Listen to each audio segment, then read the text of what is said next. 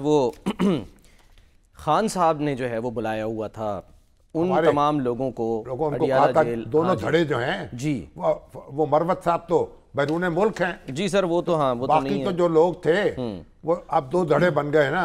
अब ये भी देखिए बड़ी अजीब बात है, अब खान साहब बेचारे जेल में हैं और धड़े बन रहे हैं। धड़े क्या बगा रहे हैं, एक दूसरे को कोस रहे हैं। ग्रुप्स वो कहते हैं कामयाबी के 100 बाप होते हैं, नाकामी यतीम होती है, उसकी जिम्मेदारी कोई नहीं लेता।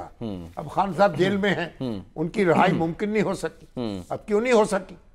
अब वो आपस के कोस रहे हैं कि लीडरशिप जो है, हाँ एक साहब कह रहे हैं लीडरशिप की वजह से रिहाई नहीं हो सकी। बताइए लीडरशिप बेचारी क्या करे, कैसे रहा करा ले? जैसे उस तरह रहा करा ले जैसे वो आजाद कश्मीर में वो रहा हुए कैदी जेल तोड़ के भागे जो हो गए जी। तो ये बेचारे जाके गौहर साहब और उनके हमनवा जो हैं ऐसा तो आपके उमर अयूब साहब ये सारे जेल तोड़ दें, खान साहब को भगा के ले जाएं। भाई खुदा खौफी करें, ये एक मामला पेचीदा है, खान साहब के हाथ में खुद है सर। अब कैसे उनको छुड़वाएंगे? वैसे तो रिलीफ मिल रही है उनको पूरी दुनिया में और उनके साथ हमदर्दी का इज़हार हो रहा है।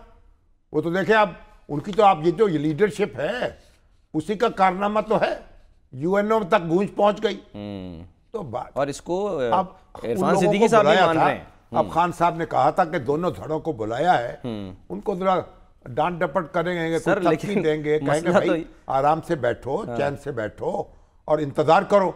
लेकिन उनको जरा मिलने ही नहीं दिया गया। यही सबसे बड़ा आज सवाल है कि आज ही क्यों तो मिलने नहीं दिया। तो क्या करे, कैदी है ना भाई, कैदी सुनते उमर अयूब साहब साहब तो नहीं है ना। अब उनका तो फिर जो कैद करने वाले हैं वो अब क्या कहा सारे हमारे उस्ताद दामन ने, क्या सर?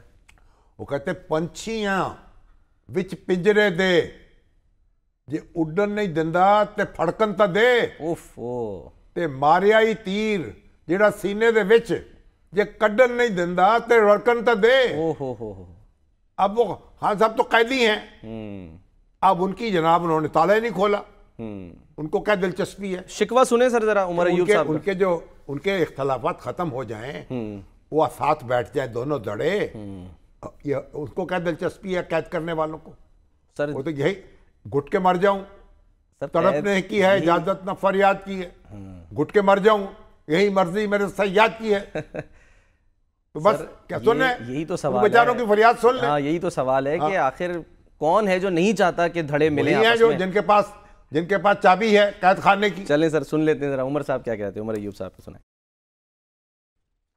उमर अयूब साहब, आप फील्ड मार्शल अयूब खान के पोते हैं, गौहर अयूब साहब के बेटे हैं। तो फिर क्या कहा शायर ने? अयूब जो थे, अयूब अलैहिस्सलाम पैगंबर थे ना जी, किस बात के लिए मशहूर है? सब्र के लिए। तो ये भी सब्र करें, सब्र। तो सब्र अयूब किया, गिरिया है याकूब किया, तेरे इश्क में क्या कहना है महबूब किया। तो गिरिया याकूब भी करना होगा, सब्र अयूब भी करना होगा। तो बहरहाल अब एक बात याद रख ले हमेशा, तो मैं बड़ा वाक़या मुझे याद आता है। क्या?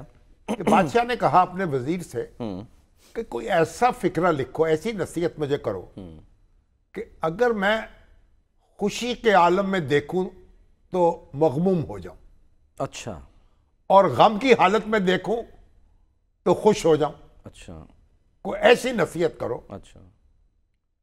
वो वजीर बड़े दानिशमंद होते थे उस दौर के बादशाहों के, आजकल के वजीरों की तरह थोड़ी होते थे। उसने लिखा, ये वक्त तो गुजर जाएगा। अच्छा, दिस शैल पास टू, ये वक्त तो गुजर जाएगा, और बादशाह के सामने रख दिया। बस ये एक जुमला। बस अगर खुशी का आलम है तो नोट कर लें, मुस्तकिल नहीं है, ये वक्त तो गुजर जाएगा। जहां बजती हैं शहनाइयां वहां मातम भी होते हैं। फलक ने जिनको ऐश बख्शे हैं उन्हीं को गम भी होते हैं।